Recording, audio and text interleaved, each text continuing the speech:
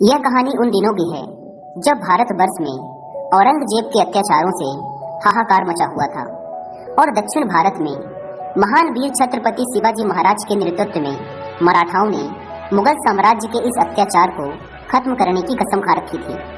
शिवाजी के मन में बचपन से ही ये बात बैठ गई थी कि ये दूसरे देशों से आए हुए लोग हम भारतीयों पर शासन नहीं चला सकते। बचपन से ही वीर शिवाजी ने भारत को एक हिंदू राष्ट्र बनाने का सपना देख रखा था और सिर्फ सोचा ही नहीं था बल्कि इसकी तैयारी भी उन्होंने अपने बचपन से ही शुरू कर दी थी। अपनी बाल अवस्था में ही उन्होंने अपनी उम्र के मराठा बच्चों में देश के लिए मर मिटने और देश प्रेम की भावना जगानी शुरू कर दी थी, क्योंकि वो इस बात को समझते थे कि मुगल साम्राज्य जैसे बड़े और शक्तिशाली राज्य को जड़ से उखाड़ने के लिए मराठाओं में समर्पण भावना का होना जरूरी है। जब शिवाजी जवान हुए तो उन्होंने अपनी छोटी सी मराठा सेना के साथ मुगलों के कई किलों पर हमला करना शुरू कर दिया, लेकिन शुरुआत के कई मौकों पर उन्हें असफलता ही हाथ लगती थी। ऐसे ही एक बार उन्होंने आदिल शाह के एक किले पर हमला बोला, लेकिन छोटी सी सेना होने के कारण वे ज्यादा देर तक टिक न सके और उन्हें पीछे हटना पड़ा।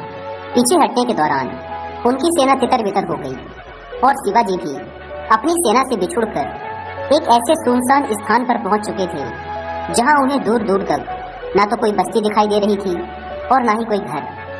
शाम का समय था, कुछ ही देर में अंधेरा होने वाला था। अंधेरे में कुछ देर तक चलने के बाद उन्हें कुछ दूरी पर एक दीपक जलता हुआ दिखाई दिया।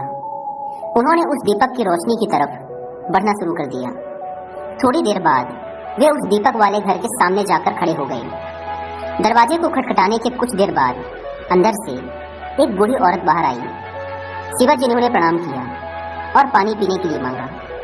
बूढ़ी औरत ने कुछ देर तक तो सोचा, लेकिन फिर शिवाजी को घर के अंदर बुला लिया।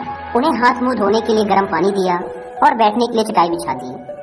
शिवाजी गर्म पानी से हाथ मुंह धोकर चटाई पर आराम से बैठ गए। बूढ़ी औरत ने पीने के लिए शीतल जल दिया और साथ ही उस बूढ़ी औरत ने यह भी भांप लिया कि यह इंसान बहुत थका हुआ है और बहुत भूखा भी है। उन्होंने शिवाजी को कुछ देर और बैठने के लिए कहा। थोड़ी देर बाद वह बूढ़ी औरत एक थाली पर खीर परोसकर लाई। बूढ़ी औरत के थाली नीचे रखते ही भूख के मारे शिवाजी ने सीधे थाली के बीच में से खीर उठाई और अपने मुंह में डाल लिया। खीर मुंह में डालते ही उन्होंने अरे माँ कहकर खीर मुंह से नीचे उगल दी और अपनी उंगली चिटकने लगे। खीर बहुत गर्म थी, जिसके कारण उनकी जीभ और उंगली थोड़े से जल गए थे। यह सब देखकर वह बूढ़ी औरत हंसी और फिर बोली, तू भी शिवा जैसे स्वभाव का मालूम पड़ता है, उसके जैसे ही हरकतें कर रहा है। यह सुन शिवाजी चौंक गए। फिर उन्होंने उस बूढ़ी औरत से पूछा, माँ आपने शिवा से मेरी तुलना किस आधार पर की? शिवा की ऐसी कौन सी हरकतें हैं? बूढ़ी औरत बोली, जिस प्रकार शिवा सबसे पहले आसपास के छोटे छोटे किले ना जीतकर सीधे ही बड़े बड़े और शक्तिशाली किलों को जीतने का उतावलापन और जल्दबाजी करता है, वैसे ही तूने भी किनारे किनारे की ठंडी खीर खाना शुरू ना करके सीधे ही बीच की गर्म खीर को खा लिया और अपनी जीभ व हाथ चला बैठा। बेटा, उतावलापन और जल्दबाजी से काम बनता नहीं बल्कि बिगड़ जाता है। मनुष्य को किसी भी सफलता को प्राप्त करने के लिए बड़ी ही सावधानी और धैर्य के साथ एक एक कदम बढ़ाना चाहिए। उतावले होकर बड़े बड़े कदम बढ़ाने और निर्णय लेने से कोई भी बड़ा लक्ष्य हासिल नहीं किया जा सकता। शिवाजी ने पूछा, माँ तो फिर शिवा को क्या करना चाहिए? उस बूढ़ी औरत ने कहा, जिस दिन शिवा छोटे छोटे किलों से अपना विजय अभियान आरंभ करेगा, उस दिन से उसे पीछे हटने की जरूरत नहीं पड़ेगी और फिर एक दिन ऐसा आएगा कि जब वह अपने स्वराज्य के लक्ष्य को अवश्य पूरा कर देगा।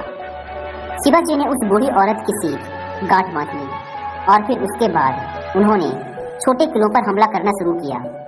और फिर इस बात का तो इतिहास गवाह है कि एक दिन शिवाजी की नीतियों पर चलते हुए मराठा साम्राज्य ने मुगल साम्राज्य को मिट्टी में मिला दिया था और एक बार के लिए पूरे भारतवर्ष में अपनी सत्ता स्थापित कर ली थी। दोस्तों, छत्रपति शिवाजी महाराज भारत माँ के उन वीर और महान सुपुत्रों में से एक थे जिनके नाम उंगलियों में गिने जा सकते हैं। शिवाजी जैसे वीर और महान दूरदृष्टा लीडर सदियों में एक बार ही आते हैं। इस कहानी से हमें यह सीख मिलती है कि जो धैर्यवान व्यक्ति सोच समझकर और दृढ़ता पूर्वक धीरे धीरे अपने लक्ष्य की तरफ बढ़ता है, वो अपने लक्ष्य को अवश्य प्राप्त करता है। इसके विपरीत जो व्यक्ति छलांग मारकर जल्द ही अपने लक्ष्य तक पहुंचने का उतावलापन दिखाते हैं, वो लक्ष्य तो पाते नहीं, पर समाज में हंसी का पात्र जरूर बन जाते हैं।